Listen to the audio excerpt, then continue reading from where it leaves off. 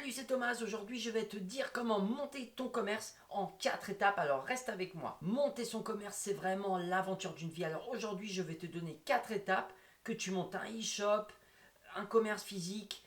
Les 4 étapes seront applicables pour vraiment réussir ce projet. Alors, comment monter son commerce? C'est un gros projet. Alors, je vais t'expliquer ça en 4 étapes. Alors, tout d'abord, il faut que tu traduises ton objectif. L'idée, c'est vraiment de le diviser. Donc, vraiment, divise ton objectif en plusieurs étapes.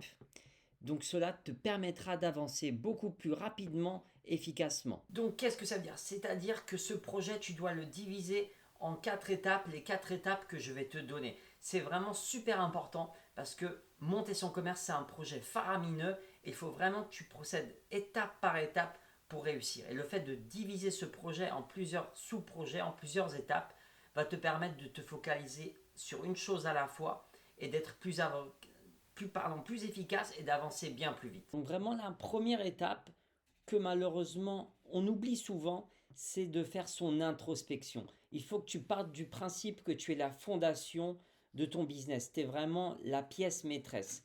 Voilà, c'est pas se jeter des fleurs, mais le succès va reposer sur toi et uniquement sur toi.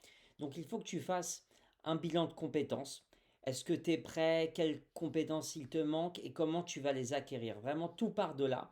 Il faut aussi que tu sois mentalement prêt pour assumer, endosser la casquette de l'entrepreneur, du chef d'entreprise. C'est vraiment pas donné à tout le monde, donc pose-toi calmement. Est-ce que tes finances personnelles te permettront de surmonter les coups durs? Est-ce que tu es prêt mentalement à ne plus avoir la sécurité, un CDI, etc. Pose-toi toutes ces questions. Et surtout, fais également un bilan de compétences, c'est-à-dire, tu te dis par exemple, j'ouvre un e-shop, quelles compétences il me manque? Est-ce que je sais développer un site? Est-ce que je vais le déléguer? Est-ce que j'ai des notions en relation client? Voilà, fais-toi vraiment la checklist. Et ensuite, s'il te manque des compétences, sois vraiment honnête avec toi. Tu te fais un plan d'action, tu suis des formations, tu lis des livres, etc. Aujourd'hui, le savoir est accessible, donc ne passe pas à côté de ça. Ensuite, une étape plus classique, c'est que tu dois connaître absolument ton futur marché. Et tu dois pour ça faire des études de marché, hein. C'est pas sorcier, c'est une étape super importante, classique, mais on doit passer par ça pour justement tâter le terrain. Donc tu dois connaître absolument sur le bout des doigts ta concurrence, leur positionnement, les produits qu'ils veulent proposer aux clients, qu'est-ce qu'ils proposent, leurs faiblesses, leurs forces, etc. Il faut que tu connaisses parfaitement tes futurs clients, donc que tu travailles ton ciblage, que tu repères les opportunités. On oublie souvent, mais n'oublie pas la législation sur certains produits, sur l'import-export, sois vraiment prêt à ces galères administratives. Parce que si tu n'arrives pas prêt face à ça, tu risques rapidement d'être inondé, de ne pas savoir t'en sortir. Donc n'oublie pas ce côté législatif. Voilà. Alors pour ça, il y a vraiment des outils qui te permettront de créer et d'analyser le marché efficacement, comme par exemple SWOT ou Pestel. Donc vraiment, l'idée derrière une analyse de marché réussie, c'est de connaître son environnement à la perfection. L'environnement, c'est pas uniquement la concurrence, c'est vrai qu'on parle toujours de ça, c'est aussi connaître ses clients. Les clients, donc c'est pas uniquement les données démographiques, l'âge, etc.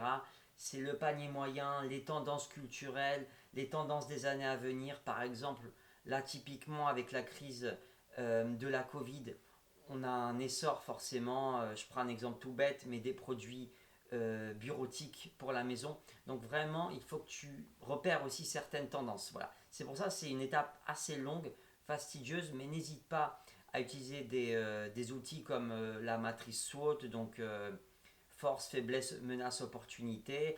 Il y a aussi Pestel qui est super intéressant parce qu'il te permet d'analyser l'environnement, la technologie, le législatif, voilà. Donc vraiment, et une grande vision 360, une vision très large de ton futur environnement. Ensuite, vraiment là, on va parler du cœur de ton business. C'est l'offre, c'est la proposition de valeur, c'est ton positionnement, mais c'est aussi la communication.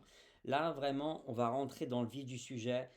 Tu vas élaborer ton business plan, le business model Canva dont j'ai parlé précédemment. Je t'invite à voir cette vidéo justement où je te présente le business model Canva qui est vraiment intéressant, facile à mettre en place. Donc là, vraiment, tu vas travailler sur ta proposition de valeur, sur comment tu t'approvisionnes en produits, tes relations avec les fournisseurs, est-ce que tu vas sous-traiter ou non.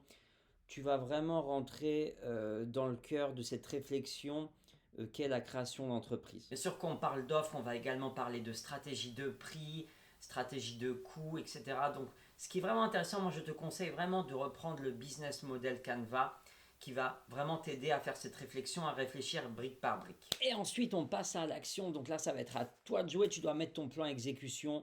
Tu vas mener les démarches auprès de l'administration. Tu vas créer tes statuts. Voilà. Là, ça va être un peu de paperasse. Malheureusement, il faut passer par là.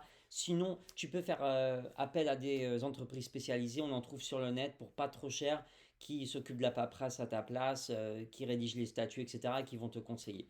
Donc à toi de voir si tu as le budget ou non. Les statuts, tout le monde peut tout le monde peut les rédiger. Tu peux trouver des modèles gratuits sur Internet. C'est ce que j'avais fait à une époque. Voilà, donc c'est à toi de voir, mais là vraiment, tu passes à l'action. Et surtout, n'oublie pas, chose super importante, dès que ton business est prêt, n'oublie pas de faire un événement de lancement.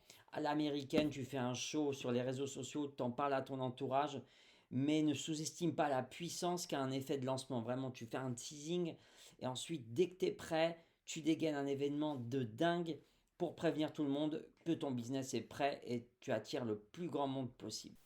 J'insiste un peu justement sur cet effet de lancement parce que c'est super important en fait quand une entreprise se crée. À part ton entourage, personne ne va la connaître. Donc vraiment, un big lancement, ça va justement lancer la machine, ça va briser cette inertie, ça va attirer des clients et ensuite la chose la plus efficace, on a beau parler de publication sur les réseaux sociaux, de pub, mais le bouche à oreille, il n'y a rien qui marche mieux, crois-moi. Donc n'oublie pas, surtout, un effet de lancement, c'est super important. C'est tout pour aujourd'hui, j'espère que cette vidéo va t'aider à lancer ton business, qu'elle te permet de te rassurer un petit peu. Et voilà, l'idée vraiment derrière tout ça, c'est de structurer son projet en plusieurs étapes, sinon on est rapidement inondé. Et n'oublie pas, comme on mange un éléphant, en plusieurs morceaux à la fois, c'est le principe même de tous les projets et surtout applique ça au lancement de ton commerce. Merci de m'avoir vu, n'oublie pas de t'abonner si cette vidéo t'a plu et retrouve-moi dimanche pour une prochaine vidéo. À bientôt.